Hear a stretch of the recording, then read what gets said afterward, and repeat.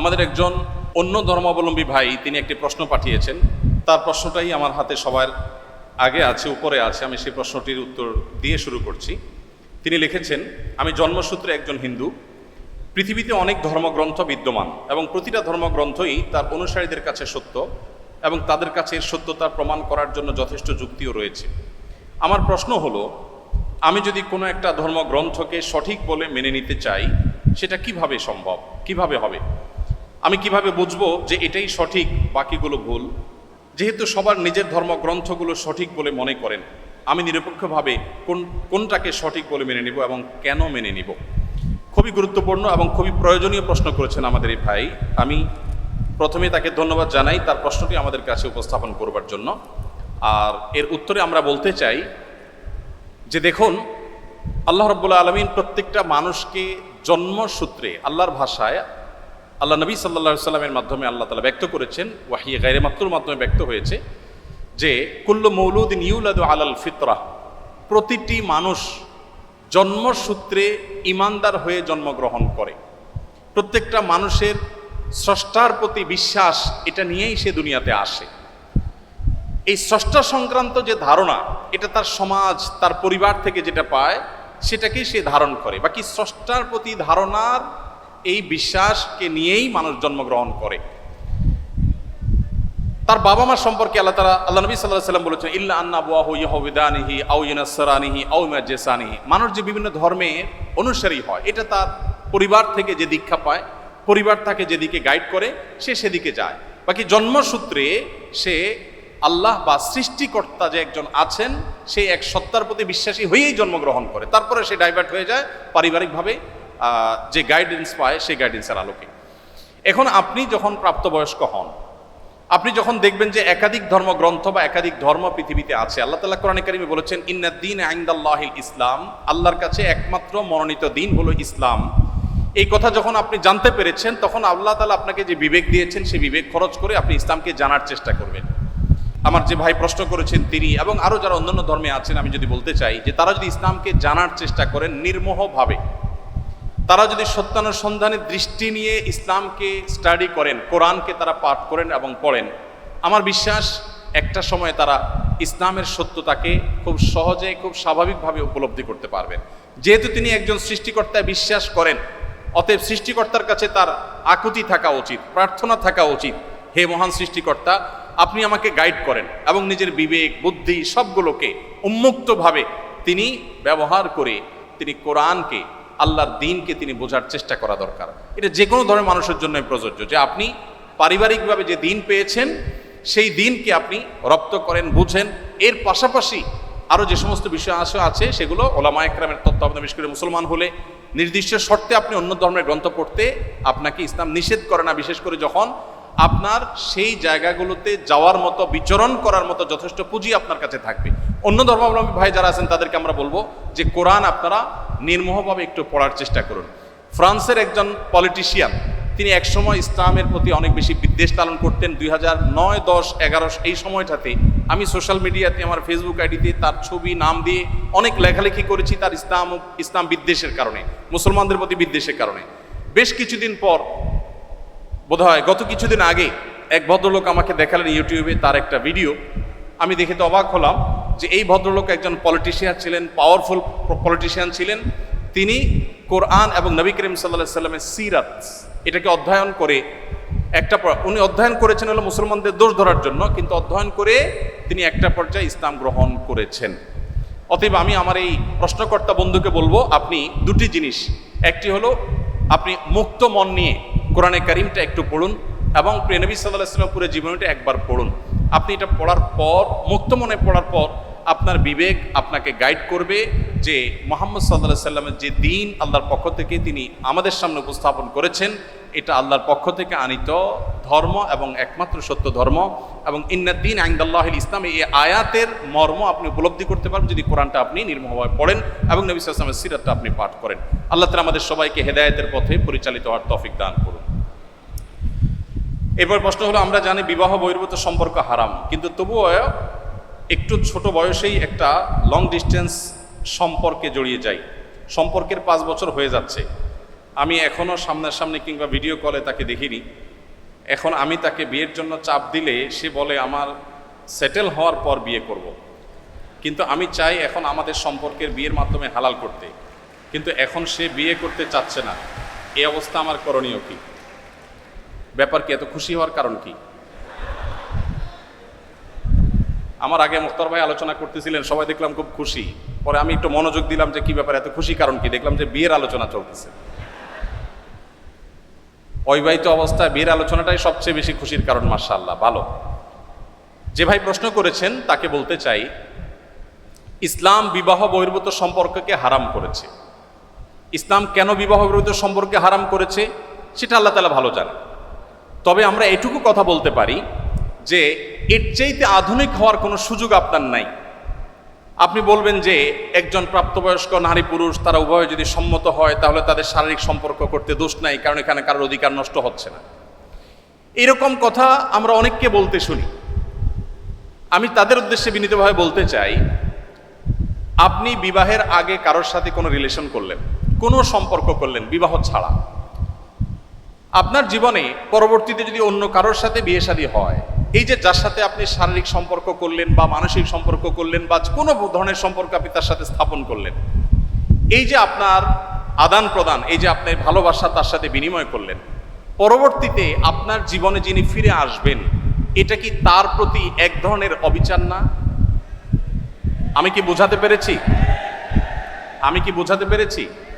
আপনি এখন যার সাথে সম্পর্ক করছেন, রিলেশন করছেন, আপনার জীবনে যে বৈধ জীবন সঙ্গী বা সঙ্গিনী আসবেন, আপনি যদি আগে কারোর সাথে সম্পর্ক করে থাকেন, কারোর সাথে আপনার যদি ভাব বিনিময় হয়, ভালোবাসা যদি আদান প্রদান করেন, তাহলে পরবর্তীতে যে ভালোবাসাটা আদান প্রদান করছেন এর মধ্যে দুইটার যে কোনো একটা রিয়েল আর একটা ফেক। হয় আপনার স্ত্রীকে আপনি অনেক বেশি ভালোবাসছেন আর আগেরগুলো সব আপনার ভুল ছিল, আর না হলে আগেরটা আপনার সঠিক ছিল, এটা ভুল। নিশ্চয়ই কোন দুইটার একটা, নাকি?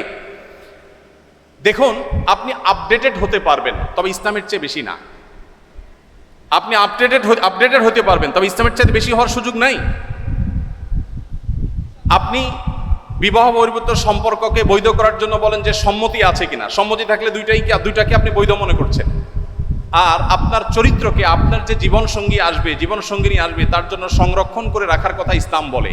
আপনি নিজেকে সেভ করে রাখবেন, নিয়ন্ত্রণ করবেন, কন্ট্রোল করবেন, ওই সেই বৈধ ভালোবাসা যার সাথে হবে তাকে সব উজাড় করে দেওয়ার জন্য।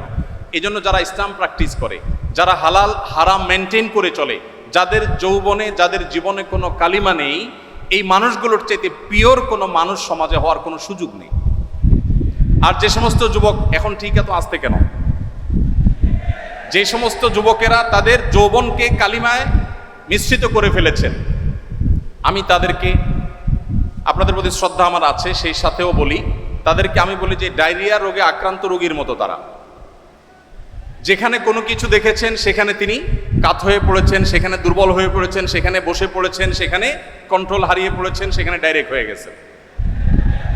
আর একজন মুত্তাকি পরহেজগার যুবক, তিনি অপেক্ষা করেন, তার সামনে হারাম সম্পর্ক করার হাতছানি আসে, তিনি বলেন যে আল্লাহ দেখছেন আমার এই বৈধ ভালোবাসাকে আমি জমিয়ে রাখছি। এই ভালোবাসা হলো সফট ড্রিঙ্কসের ঝাঁজের মতো, খুলে ফেলছেন তো শেষ। এরপরে খুলে ফেলছেন, এরপরে যতই আপনি ঢাকনা লাগান, যতই আপনি মুখ লাগান, আগের ঝাঁজ আর ফিরে পাবেন না। যারা অবৈধ সম্পর্ক করেন, বৈধ সম্পর্ক যদি হয়ও, বিবাহ সাথে যদি করেনও, আপনার ওই ভালোবাসা ভাব, এটা বিনিময় যে করে ফেলেছেন, করতে করতে এটা ইউজড হয়ে যাওয়ার কারণে পরবর্তীতে আর ভালোবাসার যে স্পিড ছিল আপনার শুরুতে, সেই স্পিডটা আপনার ওই ফাইনাল ভালোবাসা আপনি পাবেন না। এই জন্য তুলনামূলকভাবে যারা তাদের যৌবনকে, চরিত্রকে হেফাজত করে রাখতে পেরেছে, দাম্পত্য জীবনে তিনি ছেলে হন, তিনি মেয়ে হন, তিনি নারী হন, তিনি পুরুষ হন, তার সব ভালোবাসা তো রিজার্ভ থাকে, একটু ইউজড হয় নাই, সবটুকু একেবারে ইনটেক, সবটুকু একেবারে ওই যে ঝাঁজ যেরকম আটকানো আছে, বোতলের মধ্যে আটকানো, বিবাহের পর তার সকল ভালোবাসা উজাড় করে জীবন সঙ্গিনীকে দিতে পারেন। এই জন্য যারা আপনাদেরকে প্রেমের ট্রেনিং দেয়, অর্থাৎ বিবাহ বহির্ভূত ভালোবাসার প্রশিক্ষণ দেয়, আপনি অ্যানালাইসিস করে দেখবেন সমাজে দাম্পত্য জীবনে সবচেয়ে দুঃখী হয় তারা সবচেয়ে বেশি। যারা সকাল বিকাল আপনাদেরকে নাটক সিনেমার মাধ্যমে বিবাহ বহির্ভূত ভালোবাসার প্রশিক্ষণ দেয়, এই ভালোবাসা জয় করার জন্য বাবা মার অবাধ্য হওয়া যাবে, ধর্ম ছাড়া যাবে, সমাজ ত্যাগ করা যাবে, এই ট্রেনিংগুলো যারা সারাদিন দেয় এদের এক একজনের দেখবেন জীবনের লাইফ পার্টনার বা স্বামী বা স্ত্রী 5 জন 6 জন করে চেঞ্জ করা শেষ হয়ে গেছে। তারা যত আড়ম্বর করে বিবাহের অনুষ্ঠান করে তত ডাকডোল পিটিয়ে আবার বিবাহ ভাঙে। আর এর বিপরীতে আপনি মুত্তাকি পরহেজগারদের জীবনীকে আপনি দেখেন, পুরুষ হোক আর নারী হোক, যিনি আল্লাহকে ভয় করে চলেন, যিনি হালাল হারাম মেনটেন করেন, যিনি অবৈধ সম্পর্কে জড়ান না, এই মানুষগুলোকে দেখবেন তুলনামূলকভাবে দাম্পত্য জীবনে তারা একটু বেশিই সুখী। এখানে একজন হুজুর আছেন আমাদের মুখতার ভাই, আপনারা তুলনামূলকভাবে হুজুরদেরকে দেখবেন যে মুখতার ভাই তো বাসার বাইরে বেরিয়ে হতে চান না। আজকে ফজরের পর একটা মিটিং ছিল ওনার সাথে, উনি আসেন নাই। হুজুররা তারা বাসাতে এত বেশি আবদ্ধ,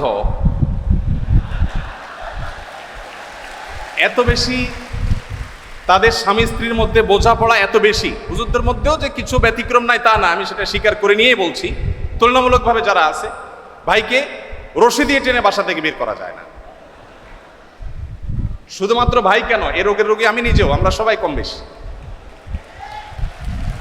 ভাইরা আমার, যদি দাম্পত্য জীবনে সুখী হতে চান, ভালো করে শুনে রাখুন, দাম্পত্য জীবনে যদি সুখী হতে চান, বুকে জমে থাকা সকল ভালোবাসাকে জমিয়ে রাখুন, কোথাও খরচ করবেন না। রাস্তাঘাটে, পার্কে, ক্লাসরুমে, অজায়গায় কুজায়গায় ভালোবাসা সব খরচ করে বিয়ের পরে যখন ভালোবাসা বিনিময় করার দরকার হবে তখন দেখবেন পুঁজিতে টান পড়েছে, তখন দেখবেন পুঁজি আর পাওয়া যাচ্ছে না। ঠিক ঠিক না বলে হারাম রিলেশনকে না বলতে শিখুন। সৎসাহস আছে তো ইনশাআল্লাহ? কোন কোন যুবক হারাম রিলেশন থেকে বেরিয়ে আসার প্রতিজ্ঞা করবেন? হাত তুলে দেখানোর সৎসাহস আছে? তার মানে সবারই হারাম রিলেশন আছে অলমোস্ট। আল্লাহ তাআলা আমাদের সবার যৌবনকে সকল কালিমা থেকে হেফাজতে রাখার তৌফিক দান করুন। ভাইরা আমার, আমাদের এই দেশে বিবাহ বহির্ভূত সম্পর্ক যখন থেকে বেড়েছে, বিবাহ বিচ্ছেদও তত বেশি বেড়েছে। ঢাকা শহরে প্রতি মিনিটে তালাক রেকর্ড হয়। যেই হারে বিবাহ রেকর্ড হয় সে হারে তালাকের রেকর্ড হয়। আমি মৌলভীবাজারে এক ওয়াজ মাহফিলে গিয়েছি, আবার নারায়ণগঞ্জে এক ওয়াজ মাহফিলে গিয়েছি। 2 জন জনপ্রতিনিধি চেয়ারম্যানকে পেয়েছি, তারা আমাকে বলেছেন, একই কথা বলেছেন। একজন বলেছেন, হুজুর আমি চেয়ারম্যান হয়েছি মাত্র কয়েকদিন হয়েছে, এই কয়েকদিনের মধ্যে 25টা সালিশ আসছে আমার কাছে, বিবাহ ভাঙার সালিশ। ভাইরা আমার, আমাদের দাম্পত্য জীবন অবস্থা ভয়াবহ। পশ্চিমা পৃথিবী, আমি প্রায় সময় বলি, পশ্চিমারা জ্ঞানে, বিজ্ঞানে, অবকাঠামোতে, অন্য অনেক দিক থেকে আমাদের থেকে যদি 1000 বছর এগিয়ে থাকে, পারিবারিক সুখ শান্তিতে, দাম্পত্য সুখের দিক থেকে আমরা তাদের চাইতে 2000 বছর এগিয়ে আছি। আমরা তাদের চাইতে জ্ঞানে বিজ্ঞানে অনেক পিছিয়ে থাকতে পারি, অর্থনৈতিকভাবে অনেক পিছিয়ে থাকতে পারি, অবকাঠামোতে অনেক পিছিয়ে থাকতে পারি, কিন্তু দাম্পত্য জীবনে আমরা যতটা সুখী পশ্চিমারা সেগুলো কল্পনাও করতে পারে না। আমাদের এই সমাজে বাবা মার সাথে সন্তানদের যে বোঝাপড়া, স্বামীর সাথে স্ত্রীর যে ভালোবাসা, এটা ওরা স্বপ্নেও দেখতে পারে না। আপনারা যাদের স্মার্টফোন ব্যবহার করেন তারা দেখবেন যে একটা অ্যাপের অ্যাডভার্টাইজ ঘুরে ফিরে অনেক বেশি দেওয়া হয়। সেটা কি? স্ত্রী হয়তো ঘুমাচ্ছেন, তার হাতে মোবাইল ফোন আছে, স্বামী সেটা খোলার চেষ্টা করে। এটা সাধারণত বিভিন্ন অ্যাপগুলো অ্যাডভার্টাইজ দেয় যে কিভাবে আপনার মোবাইলকে আপনি সিকিউর করবেন, যে আপনি ঘুমায় থাকবেন, আপনার স্বামী এসে গোপনে আপনার চ্যাটিং কার সাথে করছেন উদ্ধার করার চেষ্টা করবে, কিন্তু সে পারবে না, চান্দু পারবে না। আপনারা এরকম অ্যাডভার্টাইজ দেখছেন? এর মানে অবিশ্বাস কোন পর্যায়ে চলে গেলে নিজের মোবাইলে কার সাথে চ্যাটিং হয়েছে, কথাবার্তা হয়েছে, এগুলোকে সিকিউর করার জন্য তাদেরকে অ্যাপের পরে অ্যাপ ডেভেলপ করতে হয়। তারা সামলাতে পারছে না, তাদের সমাজের পারিবারিক ব্যবস্থা ভেঙে পড়েছে, শেষ হয়ে গেছে। আমাদের সমাজে এখনো এত অধপতনের পরও আমরা যে জায়গাটা দাঁড়িয়ে আছি, এখনো আমাদের স্ত্রীরা স্বামীদেরকে, স্বামীরা স্ত্রীদেরকে মন উজাড় করে ভালোবাসে। কিছু হাতে গোনা কুলাঙ্গার বাদ দিলে বেশিরভাগ পরিবারই স্বামী স্ত্রীর মধ্যে যে বোঝাপড়া আছে, এগুলো পশ্চিমারা কখনো কল্পনা তো দূরের কথা, স্বপ্নেও তারা দেখে না। মানুষ তো স্বপ্নে দেখে, ওরা স্বপ্নেও আমাদের এই ভালোবাসা দেখে না। এই জন্য ভাই, পশ্চিমাদের ভালো জিনিসগুলো গ্রহণ করেন, কিন্তু অনুগ্রহ করে তাদের এই সমস্ত খিস্তি খেউড়, বস্তা পচা, সস্তা এই সমস্ত সংস্কৃতিকে কখনো গ্রহণ করতে যাবেন না। ঠিক আছে তো ইনশাআল্লাহ? তো যে ভাই প্রশ্ন করেছেন, তার প্রশ্নের উত্তর হলো আপনি হারাম রিলেশনকে বলিষ্ঠভাবে না করে দিন। হালাল রিলেশনের জন্য অপেক্ষা করুন, ইনশাআল্লাহ আল্লাহ তাআলা আপনাকে আপনার জীবনে, দাম্পত্য জীবনে বারাকা দান করবেন। ইসলামে নারীদের সাক্ষী পুরুষদের সাক্ষীর চেয়ে দুর্বল কেন? অর্থাৎ দুইজন মহিলার সাক্ষী একজন পুরুষের সাক্ষী সমপর্যায়ের, বিষয়টি বুঝিয়ে বললে ভালো হতো। দেখুন, ইসলামে স্বাক্ষর দেওয়ার ক্ষেত্রে একজন পুরুষের সাক্ষ্য দুইজন নারীর স্বাক্ষর সমান। এখন বাহ্যিকভাবে মনে হতে পারে যে এখানে নারীকে একটু কম দেওয়া হলো কিনা। তো এটার মূল উত্তরে প্রবেশের আগে আমি যেটা বলতে চাই তা হলো, আল্লাহ রাব্বুল আলামিন আমাদেরকে যে বিধিবিধান দিয়েছেন তার সবগুলো যথোপযুক্ত। আল্লাহর বিধানের কোনোটার উপযুক্ততা, যথার্থতা যদি আমার বুঝে না আসে, তাহলে বুঝতে হবে এটা আমার সীমাবদ্ধতা, এটা আমার সীমাবদ্ধতা। আমি সৃষ্টি হয়ে স্রষ্টার সকল আদেশ নিষেধের তাত্ত্বিক তাৎপর্য এবং তার যৌক্তিক দিক এটা আমার উদ্ধার করতে পারাটা আবশ্যক নয়, বরং যুক্তির দাবি হলো আমি সৃষ্টি হয়ে স্রষ্টার সব আদেশ নিষেধের যথার্থতা আমার বুঝে আসবে না, এ না আসাটাই বরং স্বাভাবিক। একজন সামান্য গাড়ি চালক, সামান্য একজন প্রহরী, একজন ছোট চাকরি করা মানুষ, তিনি প্রতিষ্ঠান মালিকের অনেক সিদ্ধান্তের যৌক্তিকতা বুঝতে পারেন না, না পারাটাই স্বাভাবিক। কারণ যে তিনি যদি সব কিছুর যৌক্তিকতা ধরে ফেলতেন তাহলে তিনি তার পর্যায়ে পৌঁছে যেতেন। আল্লামা ইকবাল বলেছেন, জু সমঝ মে আ গই ও ফির খুদা কিউ কর হুয়া। যাকে আপনার বিবেক বুদ্ধি দিয়ে সবকিছু রপ্ত করতে ফেলেছেন তিনি আবার আল্লাহ হয় কিভাবে? আল্লাহ তো সে মহান সত্তা যে আপনার বিবেক দিয়ে বুদ্ধি দিয়ে তার সবকিছুকে আপনি রপ্ত করতে পারবেন না। এখানেই তো তার বিশালত্ব, এখানেই তো তার মহত্ব। ছোট একটা উপমা দেই। এখন বিদ্যুৎ আছে আমরা জানি, আমাদের ঢাকা শহরে যে তারগুলা ঝুলে আছে, এক এক এলাকায় আপনার যে রাস্তাঘাটে পিলারের, রাস্তার ধারে পিলারে যে সমস্ত তারগুলো ঝুলে আছে, বিরাট জঞ্জাল, দেখতে খুব দৃষ্টিকটু লাগে। আমাদের অনেক কিছু হয়েছে কিন্তু তারগুলো দেখতে খারাপ দেখা যায়। এখন ধরা যাক আজ থেকে 100 বছর আগের একজন মানুষ পৃথিবীতে এখন ফিরে আসছে। যুক্তির খাতিরে শুধু আমরা ধরে নেই যে একজন মানুষ 100 বছর আগের ছিলেন, তিনি ফিরে এসেছেন। তিনি এই বৈদ্যুতিক যে টেকনোলজি এ সম্পর্কে কোনো ধারণা তার নাই। এ ভদ্রলোক এসে সুন্দর করে একটা চাকু নিয়ে বা ধারালো কিছু নিয়ে তিনি এই তারগুলো একেবারে পরিপূর্ণভাবে সাফ করে দিয়েছেন কেটে, কারণ এগুলো দেখতে খারাপ দেখা যাচ্ছিল, শহরের সৌন্দর্য নষ্ট করছিল। তিনি পরিষ্কার করে দিয়েছেন। তার এই পরিষ্কার করার কারণে তাকে গ্রেপ্তার করে থানা জেলে নেওয়া হলো। এরপরে তার নামে মামলা হলো, তার নামে মৃত্যুদণ্ডের রায় আসলো এবং তাকে মৃত্যুদণ্ড দিতে নেওয়া হলো। এই লোক যদি বলে যে আমাকে মৃত্যুদণ্ড দেওয়ার কি যৌক্তিকতা থাকতে পারে বলো? আমি সামান্য একটু তার কাটছি, ভালোর জন্য কাটছি, যদি খারাপও করে থাকি তো একটা জঞ্জালিত, আমাকে মৃত্যুদণ্ড কেন দিতে হবে? যদি বলা হয় যে তোমার এই তার কাটার কারণে বহু হসপিটালে লাইফ সাপোর্টে থাকা রোগী মারা গেছে, তোমার এই তার কাটার কারণে বহু ক্ষয়ক্ষতি হয়েছে, এই জন্য তোমাকে শাস্তি পেতে হবে, এই যুক্তি দিয়ে তাকে বোঝানো যাবে বলেন? 100 বছর আগের মানুষ পৃথিবীতে আজকে আসছে, সে বিদ্যুৎ সম্পর্কে কোনো ধারণা নেই, দেখেও নেই কিছু। এই লোককে যতই যুক্তি দিয়ে বোঝানো হোক যে তোমার সামান্য এই তার কাটার কারণে অনেক ক্ষতি হয়ে গেছে, এটা কি সে বুঝবে? বুঝবে না। আমরা যে এক জায়গায় সুইচ দিলে আরেক জায়গায় ফ্যান ঘোরা শুরু হয়, এখন তো আপনার কমান্ডে অর্ডার করা যায়। এই যে ওয়ালে সুইচ দিলে ফ্যান ঝোলে, ফ্যান ঘুরে, আবার সুইচ বন্ধ করলে ফ্যান থেমে যায়, এই টেকনোলজি যিনি জানেন না, এরকম 200 বছর আগে, 150 বছর আগের, 100 বছর আগের মানুষ যদি পৃথিবীতে আজকে এসে তাকে যদি বোঝানো হয় যে এটা টিপ দিলে এটা ঘুরবে, সে বলবে ইয়ার কি মারো না, এটা কিভাবে সম্ভব? তো মানুষের টেকনোলজি সম্পর্কে ধারণা না থাকলে তার কাছে সেটা অযৌক্তিক মনে হয়, ইলজিক্যাল মনে হয়। তো যিনি টেকনোলজির সৃষ্টিকর্তা, আল্লাহর টেকনোলজি সম্পর্কে আপনার যদি আইডিয়া না থাকে, আপনি প্রশ্ন তুলবেন ভাই এটা কিভাবে সম্ভব? আমরা একবার সুবহানাল্লাহ বললে এতগুলো গাছ হয়ে যায়, জান্নাতে এটা এটা হয়ে যায়, এগুলো শুনে আমাদের মনে প্রশ্ন জাগতে পারে কিভাবে সম্ভব? মুখ দিয়ে সুবহানাল্লাহ বলবো আর ওখানে গাছ হয়ে যাবে, কেমনে সম্ভব? এখন আপনারা ভয়েস কমান্ড সম্পর্কে জানেন। ভয়েস কমান্ড এমনভাবে সেট করা সম্ভব যে এখান থেকে আপনি ভয়েস কমান্ড দিবেন, আরেক জায়গায় কাজ শুরু হয়ে যাবে। সম্ভব না? সম্ভব না। তো মানুষের টেকনোলজি যদি এই হয়, তাহলে আল্লাহর টেকনোলজি কি না হতে পারে? তো এই জন্য ভাইকে আমি প্রশ্ন উত্তরে প্রথমে বলতে চাই, আমি হয়তো একটা যুক্তি আপনাকে দিতে পারবো। সবচেয়ে বড় যুক্তি হলো আল্লাহ রাব্বুল আলামিন নির্দেশ করেছেন মেয়েদের 2 জনের সাক্ষ্য পুরুষদের 1 জনের সাক্ষ্যের সমান। এর পেছনে যুক্তিকতা কি, তাৎপর্য কি, যথার্থতা কি, আমার বুঝে আসুক আর না আসুক এটাই সত্য, এটাই বাস্তবতা, এর নামই ঈমান। আর যদি বলেন যে আমার বুঝে আসলে আমি মানবো, না বুঝে আসলে মানবো না, তাহলে তো আল্লাহর প্রতি ঈমান আনলেন না, আপনার বুঝের প্রতি ঈমান আনলেন। যাই হোক, এখানে সাক্ষ্যের একটা ব্যাপার হলো যে সাধারণত সাক্ষ্য দেওয়ার যে বিষয়গুলো ঘটে এগুলো পুরুষরাই সাধারণত দেখে, মেয়েদের দেখার পসিবিলিটি কম থাকে। তারা থাকেন পর্দায়, তারা থাকেন বাসা বাড়িতে, তারা থাকেন নিজস্ব আঙ্গিনা, নিজস্ব আলোয়। পুরুষদের সাক্ষ্য দেওয়ার সম্ভাবনা এবং তাদের সাক্ষ্য দেওয়ার সুযোগ অনেক বেশি থাকে। নারীদের জন্য সেটা অনেক কঠিন থাকে, তারা থাকেন পর্দার মধ্যে।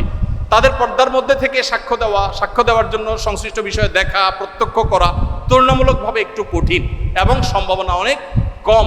হয়তো সেই কারণেই দুইজন নারীর সাক্ষ্যকে একজন পুরুষের সাক্ষ্যর সমান ধরা হয়েছে, ধর্তব্য করা হয়েছে। এর বাইরে আরো বহু যৌক্তিকতা বিভিন্ন গবেষকরা, বিশ্লেষকরা দিয়েছেন। আমি মূল সূত্র সেটাই বললাম যে আল্লাহ তাআলা যেটা বলেছেন এর চেয়ে যৌক্তিক আর কিছু হতে পারে না। অনেক সময় বিশ্ববিদ্যালয়ের বাসে থাকার কারণে মাগরিবের নামাজ মিস হয়ে যায়। বিষয়টি এমন, নামাজ পড়তে গেলে বাস চলে যাবে কিংবা বাসে সবাই মানবে না, পরবর্তী বাসের জন্য বসে থাকলে বাসায় যেতে দেরি হয়ে যাবে, মানে আশুলিয়া থেকে নারায়ণগঞ্জ। আবার পরের দিন সকালে ক্লাস থাকে, ফজর পড়েই রওনা দিতে হয়। এমন সময় মাগরিবের নামাজ কি বসে আদায় করা যাবে? দেখুন, মুসলমানের কাছে নামাজের চাইতে গুরুত্বপূর্ণ কোনো বিষয় নাই। নামাজ হলো মুসলমানের কাছে সবচেয়ে গুরুত্বপূর্ণ বিষয়। বিধায় নামাজের জন্য যদি আপনার একটু দেরি করে যাওয়া লাগে, একটু পরের বাসে যেতে হয়, 1 ঘন্টা পরে বাসায় পৌঁছেন, তাহলে তাই করতে হবে। প্রয়োজনে আপনি বাস থামিয়ে পথে নেমে যেতে হবে যদি টাইম চলে যায়, কারণ ইন্নাস সালাতা কানাত আলাল মুমিনিনা কিতাব মাওকুতা, নির্দিষ্ট সময় নামাজ পড়তে হবে। বিধায় আপনি নেমে নামাজ পড়ে নেবেন, এরপরে আপনি প্রয়োজনে নিজের গাঁটের টাকা দিয়ে অন্য বাসে যাবেন। যদি এগুলোর কোনোটাই আপনার জন্য সম্ভব না হয়, উজু করে বাসে উঠবেন, যে মাগরিবের নামাজ পথে আপনার সময় চলে যাওয়ার মতো পরিস্থিতি তৈরি হতে পারে, তাহলে বাসের মধ্যে আপনি যেভাবে সম্ভব দাঁড়িয়ে নামাজ আদায় করার চেষ্টা করবেন।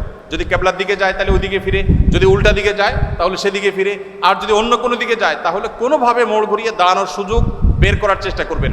আমার জীবনে এরকম ঘটনা ঘটেছে যে বাসে আছি, দূরপাল্লার বাসে, ফজরের নামাজের টাইম যায় এবং বাস ড্রাইভার কোনোভাবে থামাবেন না। বহু কষ্টে ওযু করে গায়ের মধ্যে দাঁড়িয়ে নামাজ পড়েছি।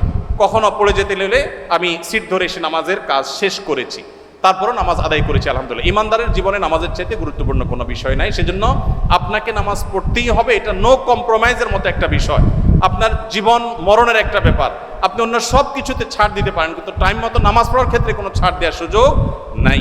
যদি আপনি কোনো বাহনে থাকেন, নামার মতো কোনো পরিবেশ না থাকে, নামলে ভয়াবহ বিপদ হতে পারে, এরকম কোনো পরিবেশে থাকেন, তাহলে ওযু থাকলে সিটে বসে নামাজ পড়ে নেবেন। পরবর্তীতে অনেক ইমামদের মতে সেই নামাজটা আপনাকে দোহরায় নিতে হবে, কিন্তু নামাজ আপনাকে পড়তেই হবে। এখানে কোনো প্রকার ছাড় কিংবা মাফ নাই। বিশ্ববিদ্যালয়ে পড়া অবস্থায় আমরা অনেকেই হেদায়েত প্রাপ্ত হই, আবার হেদায়েত থেকে ঝরেও যাই। এই হেদায়েত ধরে রাখার উপায় জানতে চাই। আলহামদুলিল্লাহ, এই বিশ্ববিদ্যালয় অর্থাৎ ডেফোডিল ইউনিভার্সিটিতে ইসলামিক সেন্টার আছে। আমাদের প্রফেসর মুখতার ভাই আলহামদুলিল্লাহ তত্ত্বাবধান করেন। তার তত্ত্বাবধানে এটি যেমন চলছে, বাংলাদেশে আরও 2-1টি ইউনিভার্সিটি আছে, চট্টগ্রাম IIUC আছে, আরও 2-1টা আছে। সেখানে আলহামদুলিল্লাহ দিনই পরিবেশ বজায় রাখবার জন্য এবং দিনদার তরুণদের দিনদারিতাকে ধরে রাখবার জন্য নানামুখী আয়োজন সেখানে হয়ে থাকে। আমরা যারা প্রতিকূল পরিবেশে, বিশেষ করে বিশ্ববিদ্যালয়ের আঙিনায় আমাদের জীবনের এই গুরুত্বপূর্ণ সময়টা পার করছি, তারা হেদায়েতের উপরে টিকে থাকার জন্য এই সার্কেল মেনটেনের কোনো বিকল্প নাই। সোহবত বা সান্নিধ্যে থাকা, দিনদারদের নিজেদের একটা বলয় গড়ে তুলবেন, একটা সার্কেল গড়ে তুলবেন। এখানে যেরকম আছে প্রাতিষ্ঠানিক সার্কেল হতে পারে, অপ্রাতিষ্ঠানিক হতে পারে, শিক্ষকদের পরামর্শ এবং তত্ত্বাবধান নিয়ে দিনদার বন্ধুবান্ধবদের যে বলয় আছে, এটার মধ্যে যদি আপনি বেড়ে ওঠেন, ইনশাআল্লাহ আপনার দিনদারিতা অনেক বেশি সেফ হবে। এই পরিবেশের কোনো বিকল্প নয় দিনদারিতাকে ধরে রাখবার ক্ষেত্রে। এবং সেই সাথে আল্লাহ তাআলার কাছে একটা দোয়া বেশি বেশি করে পড়বেন, রব্বানা লা তুযিগ কুলুবানা বা'দা ইয হাদাইতানা ওয়া হাব লানা মিন লাদুনকা রাহমাহ ইন্নাকা আনতাল ওয়াহ্হাব। হে আমার রব, আপনি আমাকে হেদায়েত দেওয়ার পর আর হেদায়েত থেকে বিচ্যুত করবেন না। আল্লাহর কাছে এই দোয়াটা বেশি বেশি পড়বেন। আর সূরা ফাতিহা যখন নামাজের মধ্যে পড়বেন, ইহদিনাস সিরাতাল মুস্তাকিম, তখন অর্থ বুঝে আল্লাহ তাআলার কাছে হেদায়েতের জন্য চেয়ে নেবেন, দোয়া করতে থাকবেন। ইনশাআল্লাহ পরিবেশ এবং আপনার দোয়া এবং প্রচেষ্টা, এই সবগুলোর সমন্বয় আল্লাহ তাআলা হেদায়েতের উপরে থাকাটা সহজ করে দিবেন। হিন্দু মেয়ের সাথে প্রেম করা যাবে কিনা, এইটা হলো কোরবানির উদ্দেশ্যে গরু চুরি করার মতো। আপনি যদি গরু চুরি করেন, উদ্দেশ্য হয় কোরবানি করা, উদ্দেশ্য কিন্তু ভালো। উদ্দেশ্য কি? কোরবানি করা। কোরবানি করা ভালো না খারাপ? ভালো উদ্দেশ্যে খারাপ কাজ করা যাবে না যাবে না? উদ্দেশ্য ভালো, কাজ খারাপ, করা যাবে? তাহলে কোরবানির উদ্দেশ্যে গরু চুরি করা যদি হারাম হয়, বিয়ের উদ্দেশ্যে প্রেম করাও হারাম হবে। একজন মানুষ অন্য ধর্মাবলম্বী, আমার হিন্দু ভাই বোন, তাকে আমি ইসলামের সৌন্দর্যের পথে আহ্বান করব, ইসলাম সম্পর্কে তাকে বোঝার জন্য বই পুস্তক গিফট করব, তাকে দাওয়াত দিব। এটা হবে নিঃস্বার্থভাবে আল্লাহর কাছ থেকে বিনিময় পাওয়ার আশায়। নবী করিম সাল্লাল্লাহু আলাইহি সাল্লাম বলেছেন, ওমান কানাত হিজরাতুহু আও ইমরাআতিন ইয়ানকাহুহা ফাহিজরাতুহু ইলা মা হাজারা ইলাইহি। যদি কেউ বিয়ের উদ্দেশ্যে হিজরত করে তাহলে সে আল্লাহর কাছে বিনিময় পাবে না। ঠিক একইভাবে যদি কেউ বিবাহের উদ্দেশ্যে কোনো হিন্দু মেয়ের সাথে অবৈধ সম্পর্কে জড়িত হয়, তো এই অবৈধ সম্পর্কটা হালাল হয়ে যাবে না, এটা ঠিকই হারাম থাকবে এবং আল্লাহর কাছে জবাবদিহি করা লাগবে। এটা যদি বলে, আল্লাহ আমার উদ্দেশ্য ছিল তাকে মুসলমান বানানো, আবার এদিকে আমি বিয়ে করেছি, তাহলে একটা খারাপ করেছি আর একটা ভালো করেছি, এটা ওই লোকের মতো হয়ে গেল। এক লোক ওই যে চুরি করে কোরবানি দিয়েছে, তো চুরি করে কোরবানি দিয়ে সে বলতেছে চুরি করে গুনাহ করেছি আর কোরবানি করে ভালো কাজ করেছি, তো ভালো আর খারাপে কাটাকাটি, গোস্ত খাওয়া পাও। অনেকে এরকম চিন্তা করেন, অথচ এটা ভুল। আল্লাহর কাছে এর জন্য দায়ী হতে হবে। এগুলা নেক্সট সুরতে ধোঁকা, শয়তান আমাদেরকে ধোঁকা দেয়। আল্লাহর পথে দাওয়াত দিতে হবে নিঃস্বার্থভাবে। মুসলিম দেশ নন মুসলিম দেশে জীবিকার উদ্দেশ্যে গিয়ে স্থায়ীভাবে বসবাস করা জায়েজ আছে কিনা? আপনি যদি কোনো নন মুসলিম দেশে জ্ঞান অর্জন করতে যান, পড়ালেখা করতে যান, ব্যবসার কাজে যান, বিশেষ কোনো কাজে যান, সেটা অবশ্যই জায়েজ আছে। যদি কোনো নন মুসলিম দেশে আপনি স্থায়ীভাবে বসবাস করতে যান, তাহলে সেখানে গিয়ে স্থায়ীভাবে বসবাস করা এটা আপনার জন্য জায়েজ হবে তখন যদি আপনার উদ্দেশ্য হয় দ্বীনের দাওয়াত দেওয়া। সাহাবীদের অনেকে বিভিন্ন দেশে গেছেন, সেখানে দাওয়াতে কাজ করতে করতে সেখানে মারা গেছেন, তাদের কবর সেখানে আছে, তার্কিতে আছে, চায়নাতে আছে, বিভিন্ন দেশে আছে। তো এখান থেকে বোঝা যায় যে আপনি যদি নন মুসলিম দেশে যান, আপনার মূল উদ্দেশ্য হবে আমি সেখানে গিয়ে আল্লাহর দ্বীনের দাওয়াত দেব মানুষকে, দায়ী হব। দায়ী হওয়ার যোগ্যতা অর্জন করলেন, দাওয়াতের কাজ করলেন। এই কাজের মাধ্যমে আপনি সেখানে যদি থাকেন, তাহলে থাকাটা শুধু জায়েজ হবে না, মূল উদ্দেশ্য দাওয়াত হলে এই থাকাটা বরং ইবাদত এবং সওয়াবের কাজ হবে ইনশাআল্লাহ। আর যদি দাওয়াত দেওয়ার উদ্দেশ্য না হয়, একটু হালুয়া রুটি খাইলেন, একটু ভালো লাইফস্টাইল সেখানে আপনি পাইলেন, এই সমস্ত উদ্দেশ্যে যদি আপনি নন মুসলিম দেশে যান, তাহলে সেখানে গিয়ে আপনার ইমানের উপরে টিকে থাকাটা চ্যালেঞ্জিং হবে। নবী সাল্লাল্লাহু আলাইহি সাল্লাম বলেছেন, এইরকম ব্যক্তি সে ইয়াহুদি হলো না নাসারা হলো না খ্রিস্টান হলো, যদি সে মুশরিকদের মধ্যে, আহলে কিতাবদের মধ্যে সে বসবাস করে, অর্থাৎ মুসলিম প্রধান দেশে সমাজে বসবাস করে, তাহলে তার ইমান থাকলো কি থাকলো তার ব্যাপারে কোনো দায় দায়িত্ব আমার নেই। আপনারা জানেন এরকম যারা আছেন তাদের একটা জেনারেশন ধরে রাখতে পারেন, পরের জেনারেশন তারা বেঈমান হয়ে যান নিজের অজান্তে। অতএব এর জন্য আল্লাহর কাছে কিন্তু দায়ী হতে হবে যে আমার সন্তানদেরকে কোন পরিবেশে রেখে যাচ্ছি, সেখান থেকে সেই ইমানের উপর যদি টিকে থাকতে না পারে, আল্লাহর কাছে কিন্তু আমার দায় বহন করতে হবে। ভার্সিটির এই পরিবেশে একটি কঠিন বিষয় নিজের চোখের হেফাজত রাখা। আমার প্রশ্ন হচ্ছে কিভাবে চোখ হেফাজতে রাখা যায়। আরেকটি প্রশ্ন হলো বেকার অবস্থা বিয়ে করা কি জায়েজ আছে? চোখের হেফাজত করার জন্য যে কয়েকটা উপায় আছে তার মধ্যে একটা হলো বিয়ে। নবী সাল্লাল্লাহু আলাইহি সাল্লাম বিবাহ করার ফজিলত বর্ণনা করতে গিয়ে বলেছেন, ফাইন্নাহু আগাদ্দু লিল বাসারি ওয়া আহসানু লিল ফারাজি। যদি কেউ বিবাহ করে ফেলে তার জন্য দৃষ্টিকে সংযত রাখাটা সহজ হয়। এখন প্রশ্ন হলো যে বেকার অবস্থা বিয়ে করা জায়েজ আছে কিনা। যদি বেকার অবস্থা বিয়ে করে বিবি স্ত্রীর ডাল ভাতের জোগাড় করার মতো সুযোগ থাকে, প্যারেন্টসের সহযোগিতা থাকে, তাহলে ইসলামে সেটা সম্পূর্ণ জায়েজ আছে, না জায়েজ কোনো কাজ নয়। বেকার অবস্থায় প্রেম বা অবৈধ ভালোবাসা সম্পর্ক হয় কি হয় না?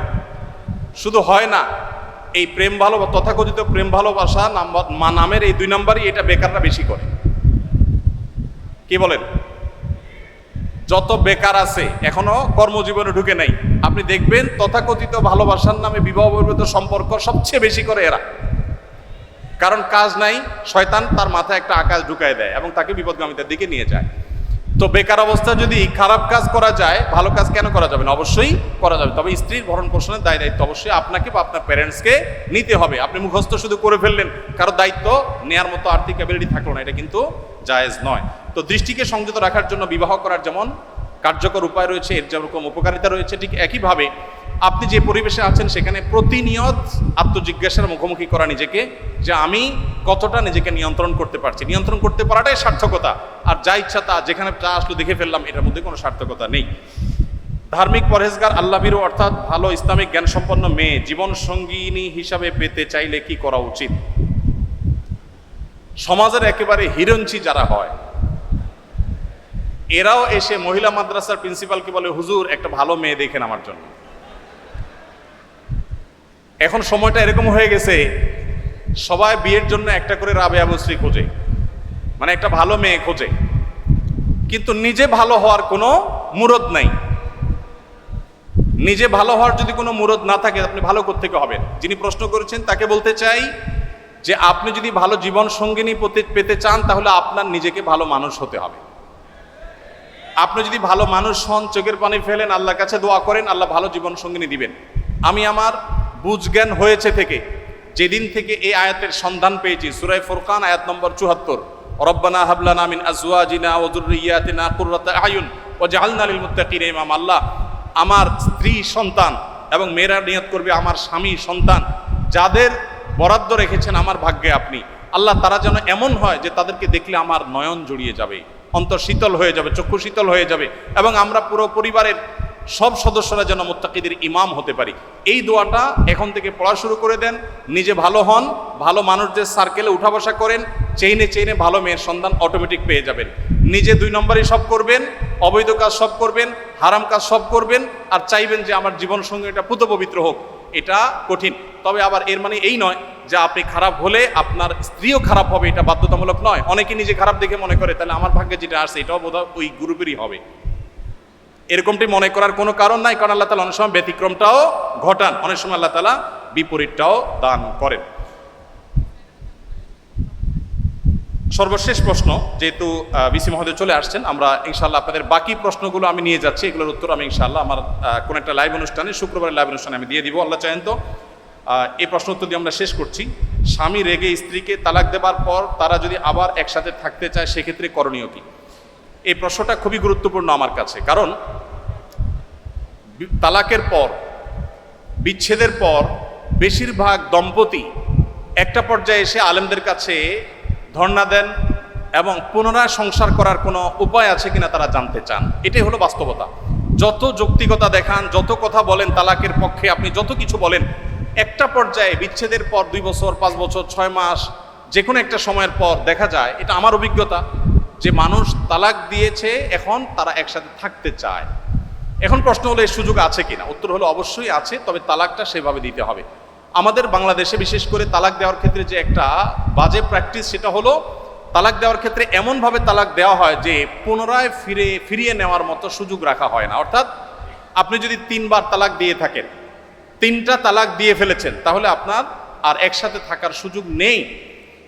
আপনি যদি 1 তালাক দেন, তাহলে বিচ্ছেদ হয়ে গেল 2 বছর, 4 বছর, 6 বছর পর, এমনকি অন্য জায়গায় সংসার করার পর অথবা বিচ্ছিন্ন থাকার পর আবার একত্র হতে চাইলে অপশন খোলা আছে। আপনি জীবনে আরও একবার তালাক দিয়েছেন, আরও একবার অপশন থাকবে আপনার কাছে। কিন্তু যদি আপনি 3টা তালাক দিয়ে দেন, তাহলে আপনার আর অপশন থাকবে না। এই জন্য অনুগ্রহ করে স্বামী স্ত্রীর মধ্যে কখনো যদি কলহ হয়, ভুল বুঝাবুঝি হয়, আল্লাহর ওয়াস্তে কথায় কথায় তালাক মুখে উচ্চারণ করবেন না। এটা খুব ঠান্ডা মাথায় পরামর্শ করে তারপর সিদ্ধান্ত নেবেন, এবং দিতে হলে সর্বোচ্চ 1 তালাক। একটা তালাক যদি দেন তাহলে বিচ্ছেদ ঠিকই হয়ে যাবে, কিন্তু আবার ফিরে আসার অপশন থাকবে। সাধারণত আমাদের যখন মাথা গরম হয়, তখন আমরা চিন্তা করি 3টা কেন, একসাথে 3000 তালাক দিয়ে দেয়। শুধু স্ত্রীকে কেন, স্ত্রী 14 গোষ্ঠী ধরে তালাক দিয়ে দেয়, এবং এরপরে আয়সা আফসোস করে আর ফেরত আসতে পারে না। এই জন্য যখন জেদ হয়, মাথা গরম হয়, তখন আমরা নিয়ন্ত্রণ হারিয়ে ফেলা একেবারেই ভুল। আল্লাহ তাআলা আমাদের সবাইকে কোরআন এবং সুন্নাহর আলোকে আমাদের জীবনকে আলোকিত করার তৌফিক দান করুন। আমি যদি সঠিক কিছু বলে থাকি সেটা আল্লাহর তরফ থেকে, ভুল কিছু বলে থাকলে আমার এবং শয়তান। আবারও ড্যাফোডিল ইউনিভার্সিটি কর্তৃপক্ষকে এবং সংশ্লিষ্ট যারা এই আয়োজনকে এত সুন্দর পর্যায়ে এনে পৌঁছেছেন, তাদের সকলকে ধন্যবাদ জানিয়ে শেষ করছি। জাযাকুমুল্লাহ খাইর। আসসালামু আলাইকুম ওয়া রাহমাতুল্লাহি ওয়া বারাকাতুহু।